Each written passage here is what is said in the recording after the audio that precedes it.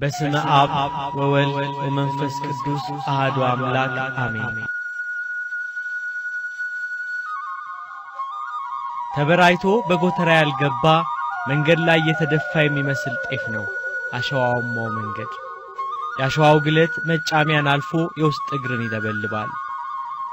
ፀሐይ ቂም ያለባት ይመስል ደመና ለምኔ ብላ ያለ ርኅራኄ ትንቦገቦጋለች። በዚህ በሚያቃጥል ፀሐይ የውሃ ጥም፣ ረሃብ፣ ድካም፣ እንግልት እኒህ ሁሉ እየተፈራረቀባቸው ከፊት አህያዋ ላይ የታሰረውን ገመድ ትከሻው ላይ አድርጎ የግድ የሚራመድ አዛውንት። አህያዋ ላይ አራስነቷ ያልጠና በልጇ ፍቅር የምትንገበገብ እናት።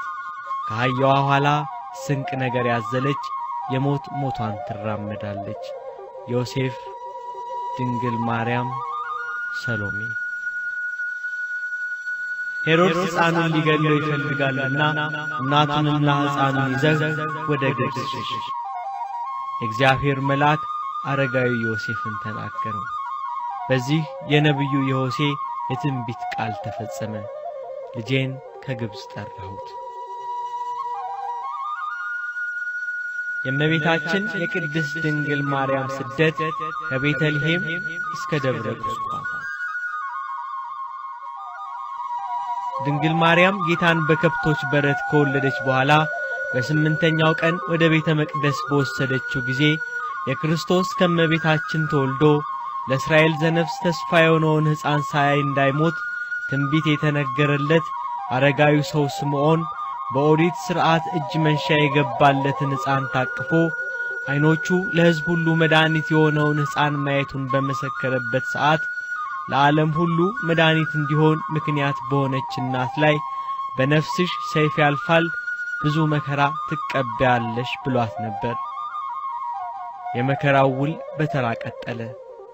አጋንንት በቅናት የፈነቀሉት ከተራራ ላይ የሚናድ ናዳ ይመስል አንዱ ሌላውን እየነካው መከራው በላይ በላይዋ ተጨመረ።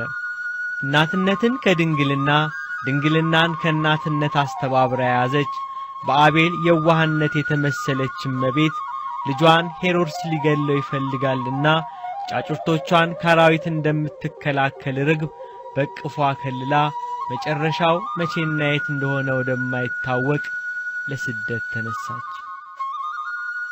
ወደ ግብጽ እንዲሸሹ መልአክ ከነገራቸው በኋላ ይዋል ይደራራሉም፣ ግን እስካመሻሹ ታገሱ። ለዓይን ያዝ አድርጎ ከዋክብት በሰማይ ላይ ሲያበሩ ጨረቃ ጥቂት ለመንገዳቸው የሆነውን ብርሃን ስትፈነጥቅላቸው አረጋዊ ሰው ዮሴፍ የታሰረችውን አህያ ፈቶ እመቤታችንን ከልጇ ጋር አስቀመጣት። በከዘራ ላይ ያንጠለጠለውን ስንቅ በትከሻው ላይ አነገተ። በእጁ አህያዋን በገመድ አስሮ ይስባታል። ሰሎሜ ከኋላ ትከተላለች። የስደት ጉዞ። ሰብአ ሰገል በእርሱ በኩል እንዲመለሱና የተወለደው የአይሁድ ንጉሥ ያለበትን ቦታ እንዲነግሩት የሚጠብቃቸው ሄሮድስ ባለመመለሳቸው ሰብአ ሰገል እንዳታለሉት ገባው። ስለዚህ ሕፃኑን ለማግኘት በቤተልሔም ባሉ ከ2 ዓመት በታች በሆኑ ሕፃናት ላይ ሞት ይፈርድ ዘንድ ዲያብሎስ አማከረው። በቤተልሔም ለሚገኙ እናቶች ለልጆቻችሁ ምግብና ልብስ ሰጣችኋለሁ ብሎ ደልሎ ከሰበሰባቸው በኋላ ከእናቶቻቸው ክንድ ላይ ልጆቻቸውን እየነጠቀ ሰየፋቸው። ከሚታረዱት መካከል የመንግሥቱን ተቀናቃኝ የሥልጣኑን ባላንጣ ያለውን ያገኘ መስሎት የቤተልሔም ሕፃናትን በደም አጠመቃቸው። የእናቶቻቸው ሪታ፣ የቤተልሔም ከተማ የደም ጎርፍ፣ የሕፃናቱ የሲቃ ለቅሶ። እግዚአብሔር እንዲህ ይላል አለ ኤርምያስ፣ የዋይታና የመራራ ልቅሶ ድምፅ በራማ ተሰማ። ራሔል ስለ ልጆቿ ለቀሰች የሉምና፣ ስለ ልጆቿም መጽናናትን እምቢ አለች። ትንቢተ ኤርምያስ ምዕራፍ 31 ቁጥር 15። ስደተኛዋ እናት ልጇን ታቅፋ ወደ ግብጽ እየሸሸች ነው። ልጇን ያገኘ መስሎት ሄሮድስ በመንደሯ ነዋሪዎች በቤተልሔም እናቶች ላይ ያደረሰውን ግፍ አልሰማችም። በቀንም በሌሊትም በፀሐይም በጨረቃም ይጓዛሉ። ቤተልሔምና አካባቢዋን ለመልቀቅ ለዓለም ሁሉ ሕይወትን ለአዳም ልጆች ሁሉ መድኃኒትን ይዛ ከሀገር ሀገር ተሰደደች። ለስደቷ ምክንያት ባላንጣዋ ሄሮድስ ይሁን እንጂ ጠንሳሽና ምቀኛው ግን ጥንተ ጠላታችን ዲያብሎስ ነው። በኦሪት ዘፍጥረት ምዕራፍ 3 ላይ በአንተና በሴቲቱ መካከል በዘርህና በዘሯ መካከል ጠላትነትን አደርጋለሁ ተብሏል። አንተ በተባለ ዲያብሎስ ሴቲቱ በተባለች እመቤታችን መሃል ጠላትነት አለ። እርሱ ዲያብሎስ የሰው ልጆችን ሰላም አይሻም። ሴቲቱ የተባለች እመቤታችን የሰው ልጆች ሁሉ ሰላም በውስጧ አስገኝታለችና እርሷ የሰላም ንግሥት ነች። ታዲያ እንደምን ጸብና ሰላም ፍቅርን ይመስርቱ? ስለዚህ ነው ባለራእዩ ቅዱስ ዮሐንስ በፍጥሞ ደሴት ጌታ መጻኢውን ሲገልጽለት ጨረቃ ከእግሮቿ በታች አላት፣ በራሷም ላይ የ12 ከዋክብት አክሊል የሆነላት አንዲት ሴት ነበረች።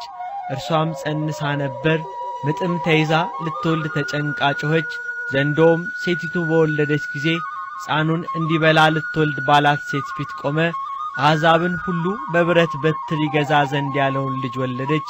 ሴቲቱም 1260 ቀን እንዲመግቧት በእግዚአብሔር ተዘጋጅቶላት ወደ ነበረ ስፍራ ወደ በረሃ ሸሸች። ዘንዶ ወደ ምድር እንደተጣለ ባየ ጊዜ ወንድ ልጅ የወለደችውን ሴት አሳደዳት። ከባቡ ፊት ርቃ አንድ ዘመናትን የዘመንንም እኩሌታ ወደምትመገብበት ወደ ስፍራዋ ወደ በረሃ እንድትበር ለሴቲቱ 2 የታላላቅ ንስር ክንፎች ተሰጣት። ራእየ ዮሐንስ ምዕራፍ 12 ከቁጥር 1 ጀምሮ። ሄሮድስ ካስፈጃቸው ሕፃናት መካከል ንጉሡ ክርስቶስ አለመኖሩን ዲያብሎስ ለሄሮድስ ነገረው። እርሱ ሕፃናቱን ሲፈጅ ጌታ በእናቱ ጀርባ ሆኖ ወደ ግብጽ ሸሽቷል። ሄሮድስ ወደ ግብጽ መሸሻቸውን ሲሰማ 4 አለቃ ጦር ከነጭፍራው የዕለት ሽልማት ሸልሞ ተወለደ የተባለውን ንጉሥ ይዘው ከመጡ ሙሉ ሽልማት ሸልማችኋለሁ ብሎ ሰደዳቸው። አንድን ነፍስ ለማደን 4 አለቃ ጦር በፈረስና በበቅሎ እየታገዙ ሕፃኑንና እናቱን ፈልገው ዱካቸውን ተከትለው የገቡበት ገብተው አድነው ሊያመጧቸው አዘመተ። ስደተኛዋ እናት ልጇን ከሄሮድስ ጦር ሸሽጋ ትጓዛለች። ከኋላ 4 አለቃ ጦር ከነጭፍሮቹ ያሳድዷታል።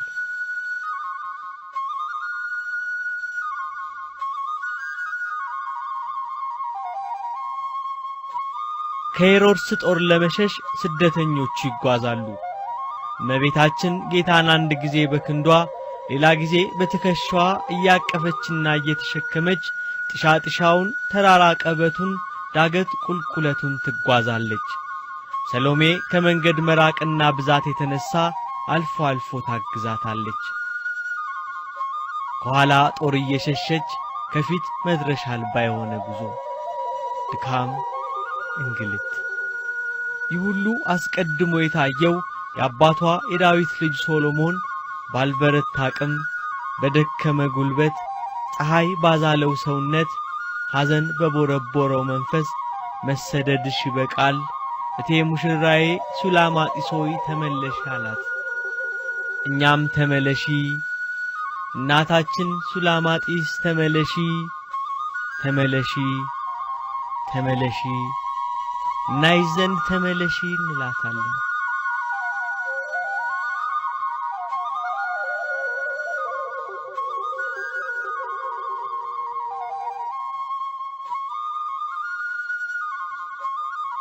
ስደት እንኳን መጨረሻው ሳይታወቅ መድረሻው ቢታወቅም ይደክማል።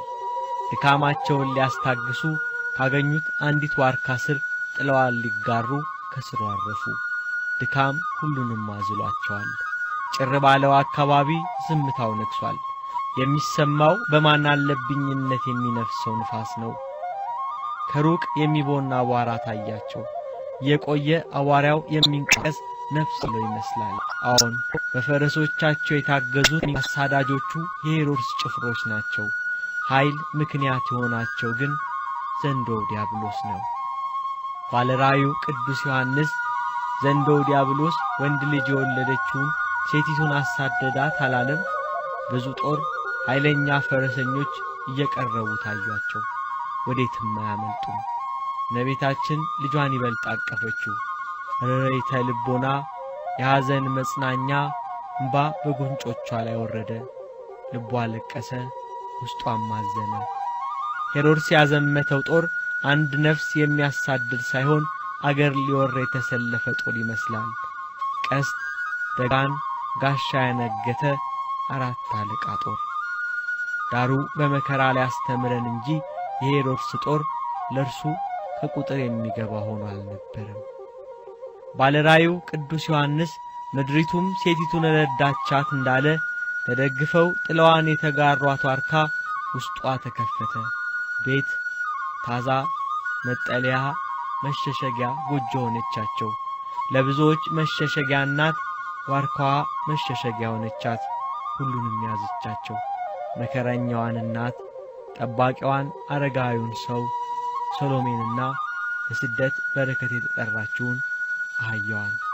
ዋርካዋ ሁሉንም ቻለች። ከውስጥ ሆነው የጦሩ ድምፅ፣ የፈረሶቹ ኮቴ ባጠገባቸው ሲያልፍ ይሰማቸዋል። ድንገት አህያዋ ውስጥ እንዳለች ድምፅ አሰማች። ጦሩ በድንገት ቆመ። እዚያ አካባቢ እንዳሉ አውቀዋል። ግን የት? ጊዜ ማጥፋት አልፈለጉም። ወደፊት ተመሙ። ተወለደ የተባለውን የአይሁድ ንጉሥ ፍለጋ። የሄሮድስ መልእክተኞች ካለፉ በኋላ ስደተኞቹ ለዳግም ስደት ተነሱ። አሁን ኢየሩሳሌምንና አካባቢዋን ለቀዋል። በግብጽ በስደት ላይ ግንቦት 24 ቀን ግብጽ ደረሱ። የግብጽ በረሃ መጨረሻው የማይታይ አድማስ፣ ኃይለኛ የፀሐይ ሙቀት፣ የአሸዋ ግለት። ከፀሐዩ ዋይ የተነሳ ጥቂት እንጂ ብዙ አላስኬዳቸውም። በበረሃው ርዝመት መንደርና ሰው ማግኘት እንዲህ በቀላሉ አይቻልም። ስንቅ አልቋል፣ ውሃ ጥሟ ይሏል። በቅርብ ባገኙት መንደር እመቤታችን ለልጇ የሚሆን ውሃ ለመለመን ወደ መንደሩ ተጠጋች። ከልጇ ለምና ለፍጥረት የምሕረት ውሃ የምታሰጥ እመቤት ውሃ ልመና ተነሳች። ግን በአንተና በሴቲቱ መካከል ጠላትነትን አደርጋለሁ ተብሏልና አንተ የተባለ ዲያብሎስ እየተከታተለ የሰውን ልቦና አስከፋባት እያላቸው ሊሰጧት አልወደዱም። እምቢ ለማትል እናት እምቢ አሏት። ውሃ ሳታገኝ ልጇን ሳታጠጣ ወደ ዮሴፍና ሰሎሜ ተመለሰች። ስትመለስ የበረሃ ሽፍቶች ሰሎሜንና ዮሴፍን አስፈራርተው 70 ሰገል ለጌታ ካመጡት እጅ መንሻ መሃል የጌታን የወርቅ ጫማ ወስደውባቸው ደረሰች። የልጇን የወርቅ ጫማ መወሰድ ስትሰማ ሄጄም ላላገኝ የልጄን ጫማ ወሰድኩ ብላ ርኅራኄ እናት እንባን አነባች። ልጇ ወዳጇ ልቅሷን አይቶ እንባዋን በእጁ ጠርጎ ትንሹ ጣቱን ወደ ምድር ባወረደ ጊዜ እንደ ማር የሚጣፍጥ ምሬት የሌለው እንደ ወተት ነጭ የሆነ የውሃ ምንጭ አፈለቀ። ተስፋይቱን ምድር ለማውረስ ከግብጽ የባርነት ቀንበር አላቆ በሲና በረሃ ሕዝበ እስራኤልን ቀን በደመና ሌሊት በብርሃን አምድ ሲያጉዛቸው በነብዩ ሙሴ አማካኝነት ከጭንጫ ውሃ እንዳፈለቀ ዛሬም በጠባብ ደረት ባጭር ቁመት ተወስኖ በምድር ተገለጸና ከጭንጫ ውሃ ፈለቀ። ከዚያም ተጠጥቶ ከማይሰለች ውሃ ጠጡ። ሌላ አካባቢ ደረሱ። አንድ ገበሬ ስንዴ ዘርቶ አፍርቶና አብቦለት ወቅቶና በራይቶ ወደ ጎተራ ሲከት እመቤታችን ልትለምነው ፈለገች። በሩቅ ቆማ ከስንዴ እህል ጥቂት እንዲሰጣት ተማጸነችው። ሊሰጣት ግን አልወደደም። ሊያታልላት ፈለገ። ይሄ እኮ ስንዴ አይደለም፣ ስንዴ መስሎሽ ነው የተከመረው፣ ጠጠር ነው አላት። ሰይጣን የሰውን ልቦና እያከፋባት ተቸገረች። ገበሬውን እሺ እንደ ቃል ይሁን ብላው ሄደች። አናግሯት ሲዞር የተከመረው ስንዴ ጠጠር ሆኖ አገኘው። ከዚህ አልፈው ደብረ ምጥማቅ ደረሱ። ጌታ መጻኢውን ከዘመናት በኋላ በዚህ ቦታ ስለሚገደመው ገዳም ስለሚሰሩት ድንቅ የአባቶች ገድል ለእናቱ ይነግራት ነበር። በዚህ ቦታ ባንቺና በኔ ስም የከበረ ቤተ ክርስቲያን ይሰራል፣ መነኮሳት በዚህ ታላቅ ገዳም ይገድማሉ። የብዙ ቅዱሳን መካን ይሆናል። ለሕዝብ ሁሉ በየቋንቋቸው ብዙ ትምህርት ይደረጋል። ያመኑ ያላመኑም ሰዎች ያዩታል። ይህም ያለዚህ ዓለም ለመምጣቴ ዮንና አዳምን ለማዳን ከአንቺ ሰው ለመሆኔ መታሰቢያ ናት። በዚህ በስምሽ በሚሰራው ገዳም አንቺ ትገለጫለሽ። የመላእክት አለቆች ንጹሐን የሚሆኑ ሚካኤልና ገብርኤል በቀኝና በግራሽ ይሆናሉ። የሰው ልጅ መዳኛው ቀኑ በደረሰ ጊዜ በአይሁድ በፈቃዴ ሞትን እቀበላለሁ። አንቺን ከሰማያውያን መላእክት ልዕልት እንደሆንሽ ከመሬታውያን ጻድቃን የከበርሽ እንደሆነ ያውቁ ዘንድ ይደረግልኛል ብሎ አምኖ አንቺን በእኔ ስም የለመነ ይደረግለታል አላት። ስለማይታበል ቃሉ በዚያ ቦታ ላይ በእመቤታችን ስም የከበረች ቤተ ክርስቲያን ተሰራች። ጽዮንን ክበቧት እንዳለ ቅዱስ ዳዊት በዙሪያዋ መነኮሳት ተሰባሰቡ። እጅግ ታላቅ ገዳም ሆነች። ስሟም ደብረ ምጥማቅ ተሰኘ። በሁሉም ዘንድ የታወቀች ሆነች። ዛሬ ድረስ በዚህ ቃል ኪዳን የሚታመኑና በዚያ ገዳም የሚሰባሰቡ በእመቤታችን ምክንያት ፍጹም ድንቅ ተአምራትን ያያሉ። በዚያች ቤተ ክርስቲያን ጉልላት ላይ እመቤታችን ዛሬ ድረስ ትገለጻለች። ክርስቶስ ከሄሮድስ ሲሸሽ እንጂ ባለፈባቸው አካባቢዎች ሁሉ ፍጥረታትን እየባረከ ቅዱሳት መካናትን እየቀደሰ ነበር። የዓለም መድኃኒትን በቅፏ ይዛ ልጇን ከሞት ለመታደግ የሐዘን መጽናኛ ተስፋ ለቅቡፃን በስደት ጉዞዋ ንፋቶስ ወደምትባል ሀገር ደረሰች። በዚያ የዘንዶ ውጊያ በጥቂቱ ቀለለላት። ሀገሬው ሰው የሚወዱ ሆነው ተገኙ። ከዚህ አልፎ ስሙ ዮሴፍ የሚባል ድግር የሚጠርብ የዚህ ሀገር ሰው የስደተኞቹን ዜና ሰማ። ቀድሞ ወደ ኢየሩሳሌም በሄደ ጊዜ ሽማግሌው ዮሴፍ አሳድሮት ነበርና እርሱም በእንግድነት ተቀበላቸው፣ ወደ ቤቱም ወሰዳቸው። በዚያም ጥቂት ቀን ሰነባበቱ። የተአምራት ባለቤት የጠቢባን ጠቢብ ጌታ በዚህም ድንቅ ተአምራትን አደረገ። እመቤታችን ቅድስት ድንግል ማርያም በስደቷ ስሟ ቁስያ ወደምትባል ሀገር ደረሰች። በዚህ ሀገር የጣዖት ሥራ የነገሰበት አጋንንት ሕዝቡን በአምልኮተ ባዕድ ያንበረከኩበት ነበር።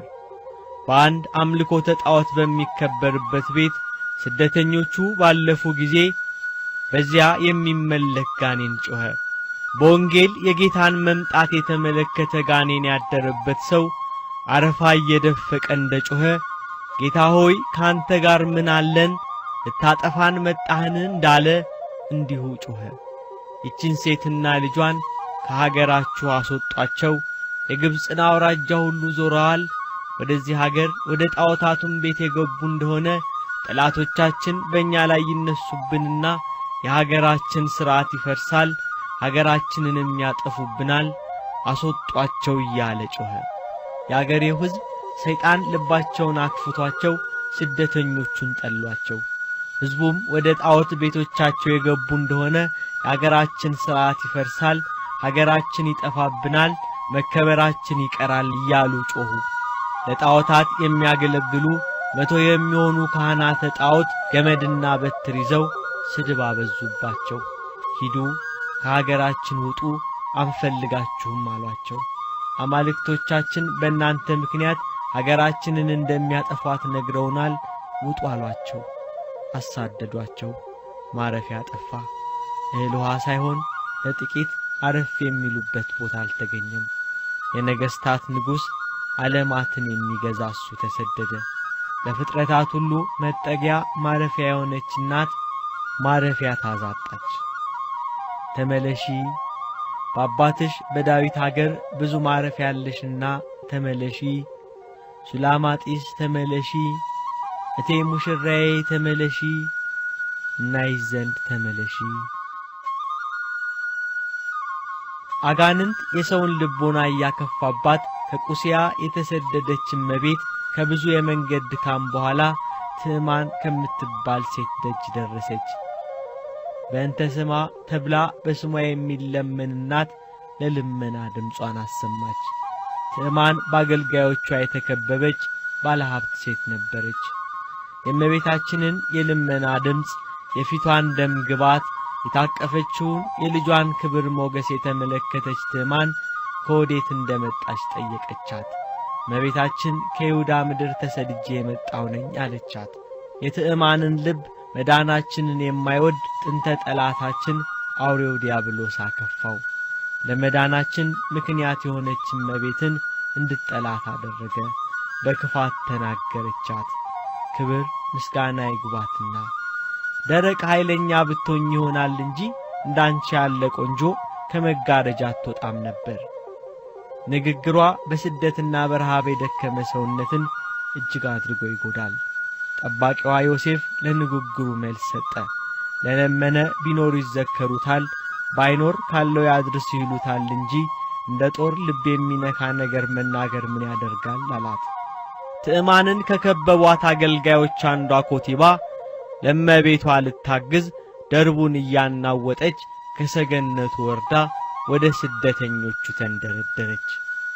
ይሄ ፍየል እረኛ እመቤቴን እንደምን ይናገራታል ብላ አረጋዊ ዮሴፍን በጥፊ ቃታው ጌታችንን ከእመቤታችን ላይ ነጥቃ ከምድር ጣለችው። በአንተና በሴቲቱ መካከል ጠላትነትን አደርጋለሁ እንደተባለ የጠላትነት መገለጫውን በልቦናቸው ክፋት ባሳደረ መሳሪያዎቹ አንተ የተባለ አውሬው ዲያብሎስ ክፋቱን ገለጠ። ትዕግስት ገንዘቡ የሆነ ሰው የሆነ ጌታ ከመሬት ወድቆ ምርር ብሎ አለቀሰ።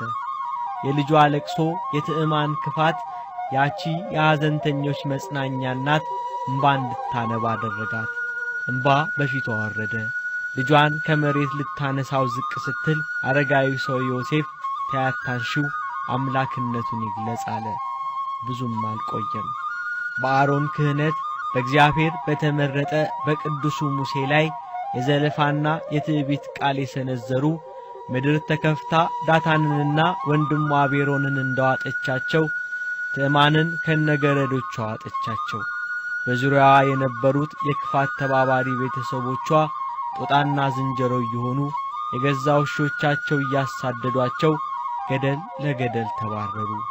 በቅዱስ መጽሐፍ ንጉሥ ናቡከደነጾር ሆይ ከሰዎችህ ተለይተህ ትሰደዳለህ፣ መኖሪያህም ከምድር አራዊት ጋር ይሆናል፣ እንደ በሬም ሳር ትበላ ዘንድ ትገደዳለህ፣ 7 ዘመናትም ያልፍብሃል። ይህም በናቡከደነጾር ላይ ደረሰ። ጠጉሩም እንደ ንስር ጥፍሩም እንደ ወፎች ሆነ፣ እንደ በሬም ሳር በላ እንደተባለ በናቡከደነጾር ላይ የታየ አምላክ ሥራ አሁንም አዳምን ከነ ልጆቹ ለማዳን በሥጋ የተገለጸ አምላክ ተአምራትን አደረገ። ትዕማንና አገልጋዮቿም እንዲሁ ሆኑ። ሕፃኑንና እናቱን ይዘህ ወደ ግብጽ ሽሽ ያለው የእግዚአብሔር መልአክ ተመለሱ እስኪላቸው ወደፊት ይጓዛሉ። የስደቱን መከራ እየተቀበሉ ጌታ አምላክነቱን እየገለጸ ምድርን በበረከት እየመላና እየባረከ ከዚህ ቀደም የልጇን ጫማ የዘረፉት ወንበዴዎች በሌላ አካባቢ ያገኟቸው። በፊት ያገኟቸው በመንደር ውስጥ ነበርና በበረሃ ያገኟቸው ፈልገው ነበር። ተሳካላቸው።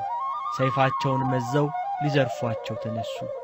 ከመቤታችን እጅ ላይ ብዙ መከራ ያየችበትን ሄሮድስን ፍራቻ ከሀገር ሀገር የተሰደደችለት ልጇን ነጠቋት።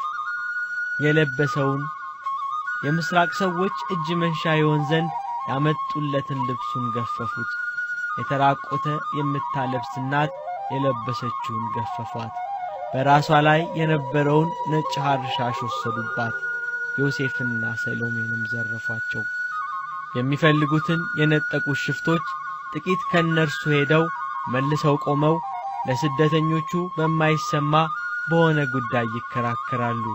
ስደተኛዋ እናት የሽፍቶቹ ተመልሶ መቆም አስፈራት። የዘረፉትን ከዘረፉ በኋላ ለምን አይሄዱም? ቆመው የሚያወሩት ልጄን ሊገሉት ነው ብላ እምባ የለመደው ዓይኗ ፊቷን አጠበው። ድምፅ አሰምታ ለቀሰች። ልጄ ወዳጄ ከእንግዲህ ወዴት እሄዳለሁ? ወዮልኝ፣ ወዮት አለብኝ። አንተን እንዳይገሉብኝ ሄሮድስን በመፍራት ከአንተ ጋር ከኢየሩሳሌም ሸሸው። እዚህ እስክደርስ ብዙ መከራ ከፈልኩ። ረሃቡ፣ ጥሙ፣ የፀሐዩ ዋዕይ፣ ዛሬ ግን ከሄሮድስ የከፉ ወንበዴዎች አጋጠሙኝ። ምነው በሀገሬ በነበርኩ ዮሴፍን የሚያውቁት ወዳጅ ጎረቤት ዘመድ አዝማዶቼ ባሉበት በቤተልሔም በነበርኩ። እንዳይገሉ ዮሴፍ ይለምናቸው ነበር። ልጄ ወዳጄ የዓይኔ ብርሃን፣ በዚህ ምድር ማንን አውቃለሁ? ወደ ማን እጮኻለሁ? አሁን በራ ውስጥ ነኝ። ብጮህ ባለቅስ ማን ይሰማኛል? ዛሬ ከኔ ጋር ያለቅሱ ዘንድ የሚያውቁኝን ሰዎች፣ ልጆች የወለዱ እናቶች የደረሰብኝን መከራ፣ በልቦናዬ ያደረብኝን ፍርሃት፣ ያገኘኝን ጸዋተ መከራ ያዩ ዘንድ ወዴት አሉ? ልጄ ወዳጄ እስካሁን የከፈልኩትን መከራ የደረሰብኝን ስቃይ ሁሉ እችላለሁ። ነገር ግን እኒህ ሽፍቶች ሲገሉ ባየው ጊዜ ፍጹም ሐዘን እንዳያገኘኝ እንዴት አደርጋለሁ? ልጄ ወዳጄ ዕለት ዕለት የምትነግረኝ የሚያስደስት ነው። የዓይኖቼ ብርሃን፣ የነፍሴና የሥጋዬ ድህነት ሆይ፣ ሴቶች ጡታቸውን ለልጆቻቸው ሲያጠቡ ባየው ጊዜ ምን ላድርግ? ሄሮድስ ከጡታቸው ለይቶ ልጆቻቸውን የገደለባቸው ሴቶች ዛሬ ከኔ ጋር ያለቅሱ ዘንድ ሻለሁ። ክቡራን አባቶቼ ነቢያት ዛሬ ከኔ ጋር ያለቅሱ ዘንድ ወዴት አሉ? ልጄን ለመውለድ ያበሰረኝ ገብርኤል መልአክ በዚህ ቦታ ለቅሶዬን ያይ ዘንድ ከኔ ጋር ቢኖር እወዳለሁ። ከዘመዶቼ ወገን የምትሆን ኤልሳቤጥ ልጇም ዮሐንስም የልቦናዬን ሐዘን ያዩ ዘንድ ከኔ ጋር ሊሆኑ እወዳለሁ። ልጇን ወደ ደረቷ አስጠግታ ፊቷን በፊቱ ላይ አድርጋ የመረረ ልቅሶ አለቀሰች።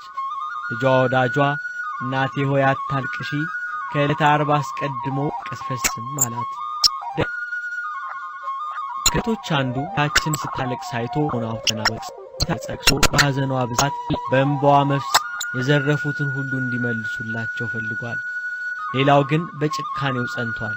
ደጉ ሽፍታ ይሄ ብላቴና የንጉሥ ልጅ ይመስላል፣ እንደሱም ያለ ብላቴና የሚያጥለውም የዚህ ሕፃን ራቁን መቆም ውስጤን አውቆታል። እነዚህ መንገደኞች ከረፍንባቸውን መዘለው ሌላው ልሳ የሚስማማ ሽፍታ የዘረፉት የሚካፈሉት አነብ ተራ ደግሞ ይካኝሽስ ነበር። ስለዚህ ከቤተ ጀምሮ እዚህ ድረስ የቀማነውን አልፈውም ሌሊት የዘረፍነውን ሰድ ንጉሴ ብላቴና ከሰው ሁሉ ይልቅ ራቁቱን መቆሙ አስጨንቆኛል እያለ እንዲመልሱ ለመነው። ልቦናውን ለርህራሄ ያነሳው ሽፍታ ፈንታውን ለአንደኛው ሰጥቶ የዘረፉትን መለሱላቸው። እንደውም ሌሎች ሽፍቶች እንዳይተናኮሏቸው ብዙ መንገድ ሊሸኟቸው ከመቤታችን ላይ ደጉ ሽፍታ ጌታን ተቀበለ። ሰይፉን እየተመረኮዘ ጌታን ታቅፎ ስደተኞችን ይሸኟቸው ጀመር። ጥቂት እንደተጓዙ ደጉ ሽፍታ የተመረኮዘው ሰይፍ ተሰበረበት። በጎ ብሰራ ሰይፌን ሰበርክብኝ ብሎ አዘነ።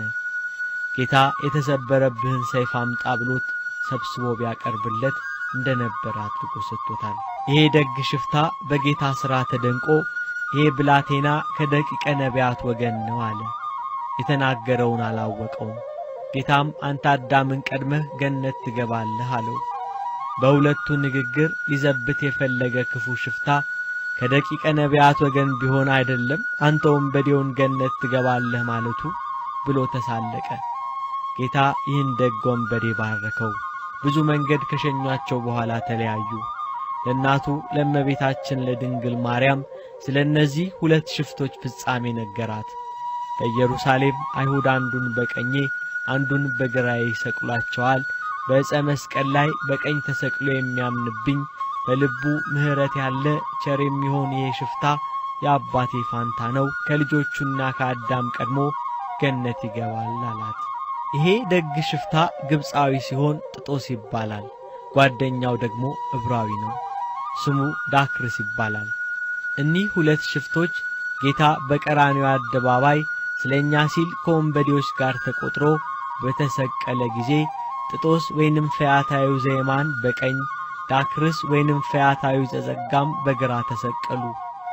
ይሄ የደግነት ሥራው በሽፍትነት ወራቱ ለጌታ ያደረገው በጎ ተግባር ተከትሎት ከጌታ ጋር በተሰቀለ ጊዜ የጌታን አምላክነት ለመግለጽ ተአምራት ሲታይ ፀሐይ ብርሃኗን ስትከለክል፣ ጨረቃ ደም ስትሆን፣ ከዋክብት ሲረግፉ፣ አእባን ሲፈረካከሱ፣ መቃብራት ሲከፈቱ፣ ሙታን ሲነሱ፣ መንጦላይተ ምኵራብ ሲቀደድ፣ እኒህ ሰባቱ ተአምራት ሲደረጉ አይቶ በእርሱ የደረሰው ስቅላት በሥራው እንደሆነ በጌታ የደረሰ ግን ያለ በደሉ እንደሆነ ተረድቶ የጌታን ንጽሕና በገለጸ ጊዜ ዓይኑን ወደ ሰማይ ቢያቀና መድኃኔ ዓለምን በሰማይ በጌትነቱ ተመለከተው። በዚህ ሰዓት ነበር አዳምን ቀድሞ ገነት ሊያገባው የሚያስችል ልመና ያቀረበው። ተዘከረኒ እግዚኦ በውስተ መንግሥትከ፣ አቤቱ በመንግሥት በመጣ ጊዜ አስበኝ። እውነት እልሃለሁ ዛሬ ከኔ ጋር በገነት ትኖራለህ ብሎ ገነት እንዲገባ የደም ማኅተም ሰጠው። አዳምን ቀድሞ ገነት ገባ።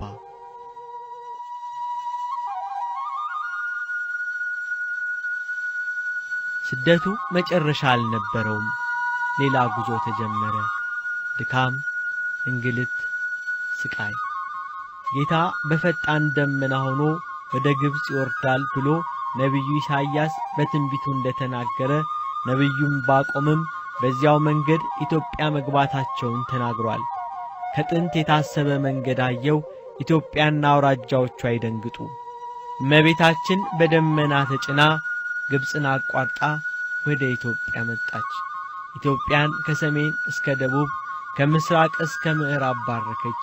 የጌታ ስደት ከግብጽ አምልኮተ ጣዖተ ላህምን ያጠፋ ሲሆን ለኢትዮጵያ ደግሞ ከሕገ ኦሪት ወደ ሕገ ወንጌል የተሸጋገረችበትን ትንቢተ ነቢያትን ከስብከተ ሐዋርያት አጣምራ ያመነችበትን የሃይማኖት በር የከፈተላት ነበር። እመቤታችን ቅድስት ድንግል ማርያም ልጇን በቅፏ ይዛ አክሱምን፣ ደብረ ዳሞን፣ ዋልድባን፣ ጣናን፣ ሳህለ ማርያምን፣ ምሁር ኢየሱስን፣ ሌሎችንም ቦታዎች ቀድሳለች።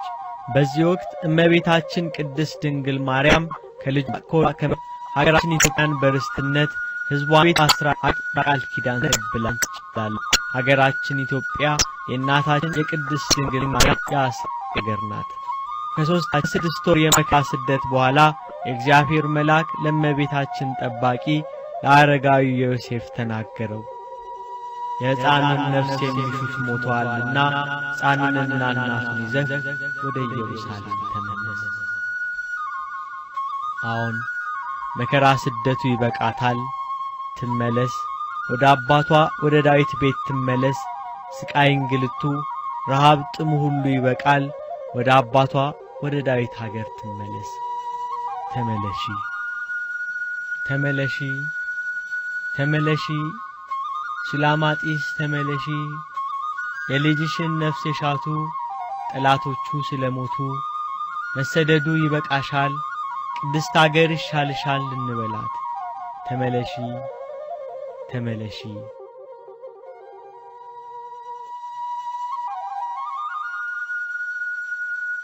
እመቤታችን ቅድስት ድንግል ማርያም ከስደቷ ስትመለስ ቁስቋም እየተባለ በሚጠራው በግብጽ በሚገኘው ገዳም ለጥቂት ጊዜ ረፍት አድርጋለች።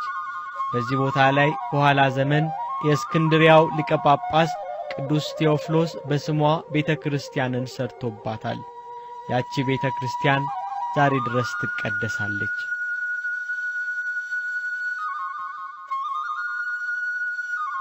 ቤተክርስቲያናችን ዛሬም የአበባ ወራት የአዲስ ሕይወት ተስፋ በሆነ በወርሃ ጽጌ በጽጌያት የምትመሰለውን እናት በሌሊት ዝማሬ ታወድሳታለች። በጽጌ ማህሌት አባቶች አብረዋት ግብጽ ይወርዳሉ፣ በስደቷ ይሰደዳሉ። ከመስከረም ማለቂያ ሙሉውን ብርዳማ ጥቅምትን ጨምሮ እስከ ኅዳር ጅማሬ ሌሊቱን ባደመቀው የከዋክብት የጨረቃ ብርሃን በከበሮና በጸናጽል ያማረ ድምፅ በንፋስ እየታዘዘ ወድቆ እንደሚነሳ የባህር ቄጤማ በመሰለ የመቋሚያ ዝማሜ በህብረት ዝማሬያቸው ዛሬም በማህሌታቸው ከእመቤታችን ጋር ስደት ይነሳሉ። በመዝሙራቸው ከመላእክት ጋር ግብጽን አቋርጠው በረሃውን ተጉዘው ውሃ ጥም ስቃይ እንግልቷን አስታውሰው ዛሬም አባቶች የስደተኛዋን እናት መከራና ሐዘን ይጋራሉ። ሁሉም ሰው በተኛበት ሌሊት የሥጋ ድካም ባየለበት ሰዓት በካህናቱ የጽጌያት ዝማሬ የእናታችን ስደት ይዘከራል። ስለምን?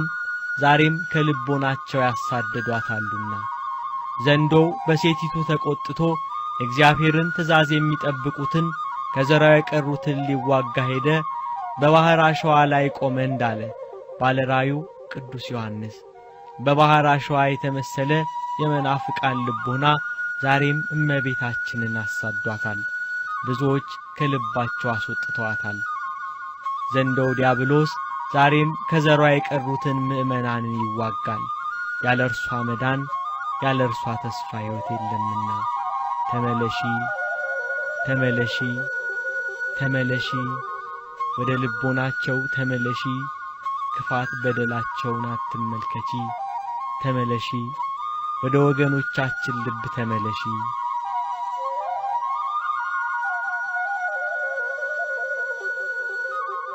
ባንደበታችን ወደንሽ በበደላችን ጠፍተናልና ወደኛም ተመለሺ። ልቦናችን የግብጽን አሸዋ ሆኗልና ታድኝን ዘንድ ወደ ልቦናችን ተመለሺ እንበላት። ተመለሺ ተመለሺ፣ በአስራት ምድርሽ በኢትዮጵያ ላይ ለፊ፣ እንደ ቀድሞ ከልጅሽ ጋር ባርኪ። ተመለሺ፣ ደብረ ቁስቋም ላይ ረፊ። ተመለሺ፣ ሱላማጢስ ተመለሺ፣ ሰላማዊት ተመለሺ።